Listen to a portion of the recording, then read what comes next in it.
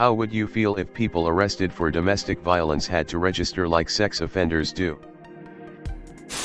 I think this is one of those things that sounds great when you only have a vague concept of it, but is actually a pretty terrible idea when you have a better idea of what specifically it means.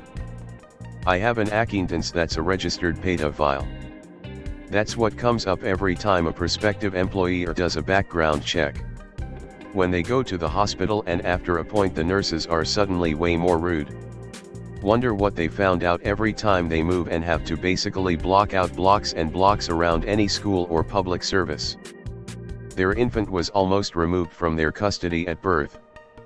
And this is in Canada. When we were 16 they sent a tit pic to their also 16-year-old boyfriend. Charged with production, holding, and distribution of child pornography. And now they're a registered pedophile. It's ruined their life. But they even admit it's easier on them being female. People are more confused and willing to hear them out. They've said had they been born male and this happened they probably would have killed themselves. Edit, they're working to get their record cleared. Or it may have been before their child was born. But we're not super close and I know it's a really tender subject so I try not to pry. It sounds ridiculous to say you feel sorry for a pedophile, but I think it just goes to show how buzzwords are used to manipulate public opinion. The sex offender registry has been a civil rights disaster. It's time for it to go. Not to expand it? So I'd be totally opposed. Anytime you think you've got a group of people that is so bad you can do whatever you want to them, take a step back. I don't think this thread went the way Op expected it to. Not really. I think it's much needed discussion on a taboo subject. I think you're both right. Oi, this is Reddit. Get out of here with that kind of talk. We only deal in witch hunts and heavily one-sided arguments here. We actually have this in the UK. I can't remember what it's called, Laura's Law or something similar. Women can call the police and quote the law and the police will answer whether the person in question has anything in their record relating to domestic violence with a yes or no and no further information. It was brought in after the death of a woman through domestic violence to a man who was known to be a serial abuser, but his background was protected so she could not be warned. Edit, Claris Law. Edit 2. I should clarify that Claris Law can be invoked by men who are concerned about their welfare in this regard as well, rather than just women. Claire. Important to note that Claris Law can be used by concerned families too. We also have Sarah's Law. That allows people to ask or to be notified if someone with access to their children has been convicted for child abuse. What's with everyone's obsession with making lists and putting people on them? My opinion is no. Not with the current system. Not even sure what this list is supposed to tell me. This man/woman hits people? Every day I commute on Houston freeways I feel like everyone is already on this list. I am not sure why one would need this. How is this list supposed to help the victims? You can look up convictions on people you are about to date. I'm making a list of Redditors that make lists. It's so weird how people's faith in a police officer's competence changes depending on what kind of crimes are being talked about. No confidence in police in most circumstances but sex offenders and domestic violence. Oh yeah, police never make a bad call in those scenarios, cut and dry on to the next. If you think I'm just being contrarian, I am highlighting my own experiences. I was arrested for domestic assault and battery because the beeping cop didn't know how to do his job. I eventually got it expunged because I never hit anyone. But you all should probably start talking about police reform a little more often than new and inventive ways to beep over people even more. I'm for the abolition of the SORNA and this as well. Those lists don't prevent crime. A rehabilitative approach to crime does. This has been shown in statistics from the criminal justice system and the Pew Foundation. Google recidivism rates for specific crimes. Ex-felons are a large legally discriminated against group of people in the country.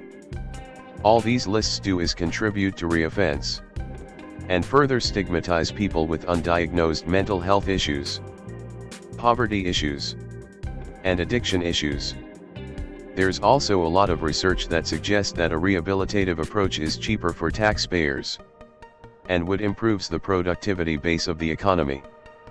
But that doesn't put federal money in contractors that build prisons, companies that exploit incarcerated people and their families, or law enforcement agencies. Not a fan of the sex offender registry. The problem with systems like that is officials will always follow the law exactly. So the sex offender lists are filled with men who were 17 and banging their 16-year-old girlfriend. Today, they can't live near schools, and they get harassed by neighbors if they move into any neighborhood.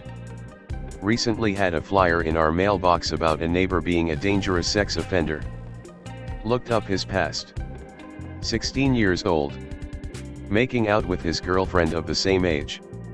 Now labeled for life. Neighbors all wanted him gone, even though most of them had sex at the same age. They won't listen to reason. And social media is exploding with outrage. So now imagine domestic violence. Woman strikes her husband. He hits back. He goes in registry. Invariably men, not women, go on these lists because they are the threat. I think being arrested, convicted, and serving your time is enough unless you killed someone. I don't see a need for us to brand people virtually or literally. You get registered for making out with the same-aged person? Just because you're both underage? I had a friend who thought it was flat out illegal for teens to have sex with each other because her friend's parents got a retaining order against the boyfriend after they got caught. Not necessarily the list, but the fact you can just get a retaining order for teens being normal. That really gives a whole new legal perspective on teen romance films. As a European, I feel that we left pillories behind us in the Middle Ages and they can stay there. Like it's a speep idea. The sex offender list is also a peeping stupid idea that's broken as hell. Half the people on it were minors peeping other minors who had pissed off parents, and similar stupid speep that nobody should rightly care about but the people involved. Awful lot of people on that list for pissing on a dumpster. That sort of thing. Yeah, piss anywhere within like 500 feet of a school, doesn't matter if it's 3 a.m., you're on the list. For many states, it's piss anywhere but a bathroom and you're put in the list if you're caught. Speepty idea. If you served your time, you should at least have an opportunity to turn your life around. Our country is obsessed with punishing people. It's gross. Too many people here would rather get a cheap revenge boner over stupid speep like this than work on things that would improve the quality of life here and reduce crime/violence across the board. In some states and municipalities you can get a domestic violence charge for breaking your own property while in an argument. To add to your point, some states have will arrest policies, meaning that if they show up to your house for a domestic call they have to arrest someone. In some states that's even expanded to a policy that says both parties are going to jail. Against. You've done your time. Why should you be on a list that is going to further stymie your life? If you are so dangerous that you need to be on a list and prevented from owning a firearm, not being allowed to live near a park or a school, not being allowed to have certain jobs, then why are you not still in prison? You do your crime. You get out of prison and that should be the end of it. No lists.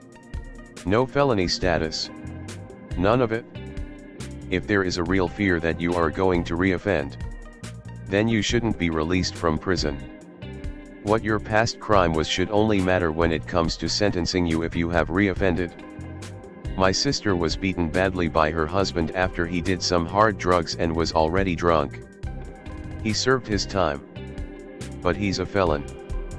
So he's not going to get much better than a job washing dishes. He's also a high school dropout, and my sister allowed him to not work for the bulk of their marriage at minimum wage. How the hell is he supposed to stand on his own 2 feet when he's got that felony status? He has to pay his P.O. every time he see him, and is required to meet with him once a month. Pay for his own drug testing. Pay for his own alcohol testing. Pay restitution for his crime. Pay child support for 2 children, though one is now 19. So I guess it's 1 child now. And then pay for things like rent, food, utilities and such. Creating a domestic violence registry doesn't do any good in this case, but to further keep him down. So where does someone like my sister's husband go? In our current system, his only option is going to reoffend and go back to prison. Prison sucks. But at least there he will have a job to do. He will have a roof over his head. 3 meals. The system is designed to get people like him to fail. I don't like my sister's husband. Never did. And I don't like having to advocate for that son of a bitch. But we need to allow people to rise above their mistakes and live a positive life. This system of people being felons for life, of registries that only hurt offenders, doesn't have any positive benefits for society. Just continue to punish those who have served their time. Hey guys, if you like this video, then smash that like button. Subscribe to the channel for more contents like this. And don't forget to press that bell icon to get notified for future videos. Thanks for watching. Click here to see more videos.